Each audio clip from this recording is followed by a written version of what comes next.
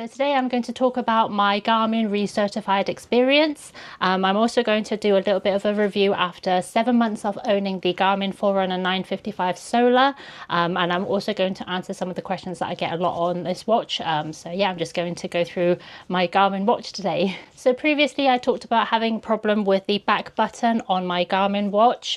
So I've only had this watch for about 7 months. I bought it brand new from Garmin, and then I was wearing it every day. I was using it on every single run, so I've been loving it so much, but then I've noticed that the back button wasn't really going in properly, or wasn't bouncing back into its original position. It was really hard to press. It wasn't clicking like all the buttons were. So I decided to contact Garmin, especially only having it for 7 months. I feel like if I left it, it probably would have just gotten worse.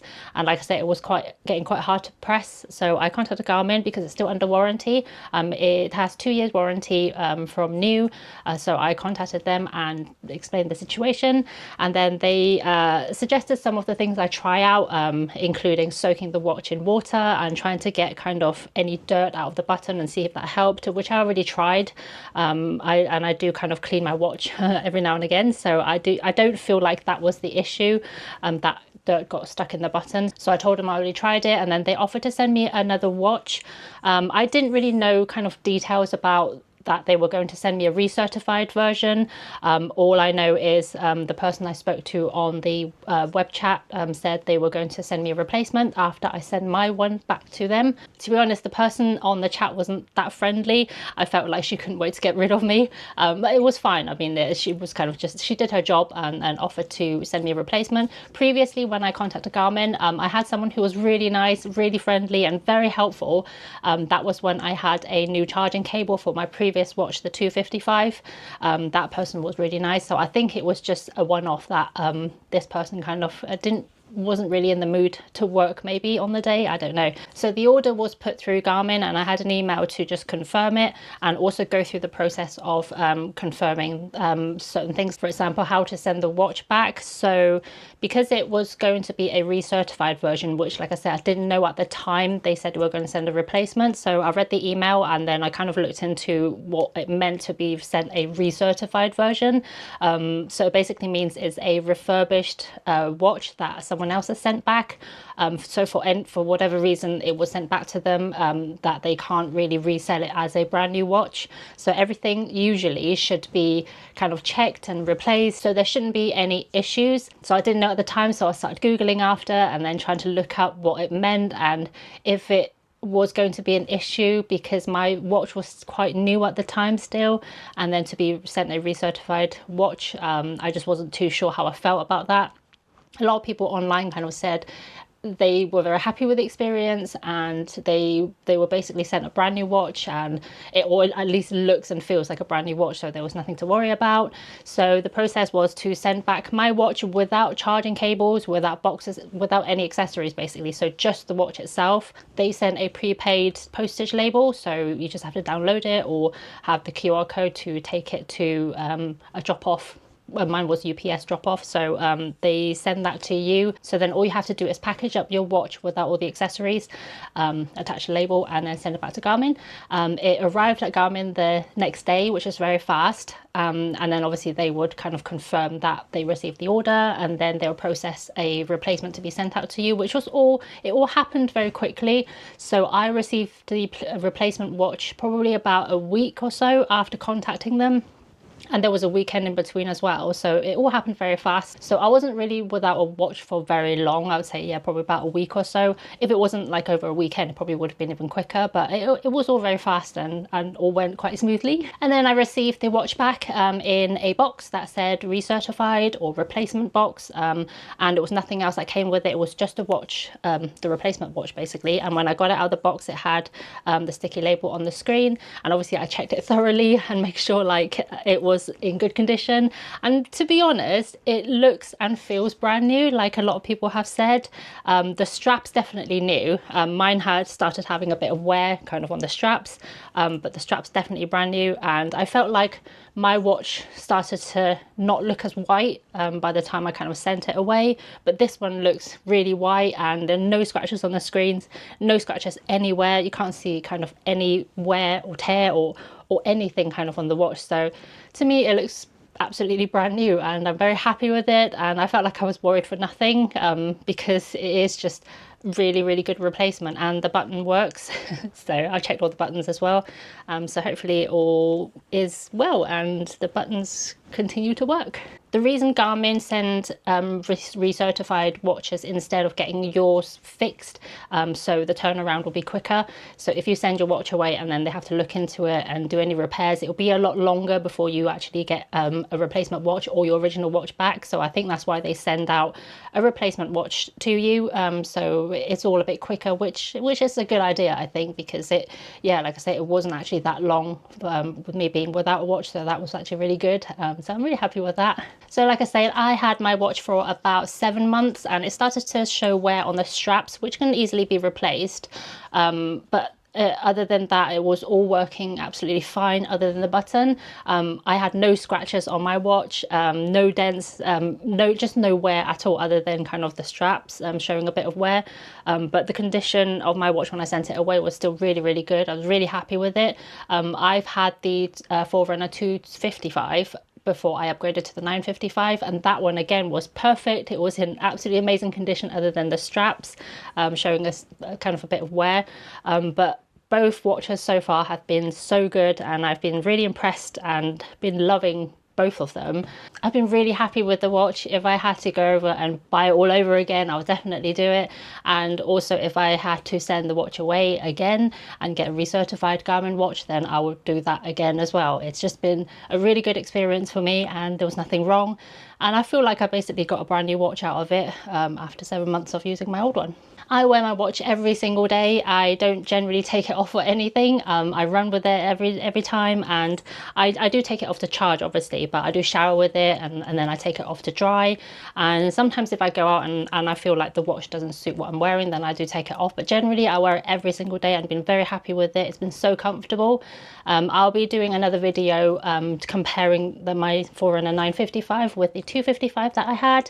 I also made a video about the 255 being on a small wrist, so I'll link that video below. There's been a lot of interest kind of on slightly bigger watches on smaller wrists, so I'll be making another video on that if you're interested. I definitely struggled to find information on kind of bigger watches on smaller wrists when I was deciding on the Forerunner 255, and the 955 is in a way bigger than the 255, so I feel like yeah, it'll be kind of nice to share with you my thoughts on that. So now I'm just going to answer some of the questions that I get asked quite a lot on the 955, especially being a female kind of wearing a bigger watch. So one of the questions is that the watch is 46mm kind of this way and how it is kind of wearing it on a small wrist or a lady's wrist, because on a men's wrist it generally doesn't look too big. So I've had a lot of questions about if this would look too big on a women's wrist and on a small wrist and things like that. Like I say, I'll make a separate video going into more detail, but to me, I really like big watches. I've always liked watches that are big, like I had the Casio G-Shock, and even when I had the 255 I feel like it was quite small on my wrist, including this one. This one doesn't actually feel or look that big on my wrist, but that's because I like big watches. If you're used to watches that are smaller and flatter, then this is probably going to be quite chunky for you. It's not heavy, it's really light, and I generally don't really feel it on my wrist because of the lightweight of it. But if you're not used to it, it's definitely a bit of a chunky watch, especially in the white color. Black, it kind of has the illusion of being smaller, but for me, I find having a white watch actually makes it look bigger and feel bigger. So that's one thing to bear in mind if you have a small wrist. Another question I get asked is if this watch is going to be good for work, if it's suitable for work, if it's smart enough for work, and if you were to wear kind of business attire at work, whether this will be suitable. I don't have to be suited and booted for work, but I do have to be smart or business casual, so not kind of in running gear or jeans and hoodie kind of thing. So for me, I still wear the watch every day, but I don't have to be really smart. I think the size of the 955 wearing a suit will probably be a little bit out of place. And I generally find suit jackets are a little bit shorter and a little bit narrower around the wrists. So this is probably going to be not ideal. It's going to be a little bit more uncomfortable than a flatter, smaller watch. And also this is probably going to stick out quite a lot if you were to get this color. If you got the black color, I feel like that stands out a little bit less, but it's still going to be a little bit chunky for work if you have to be really smart. I wear kind of a lot of cardigans at work, or like thin jumpers, so I can get away with this without it looking too out of place. So I think it works for me, but if you were to wear something really smart, then this is probably a bit too casual for kind of the work that you do if you have to be really smart. The next question relates to the solar version of this 955, which I have.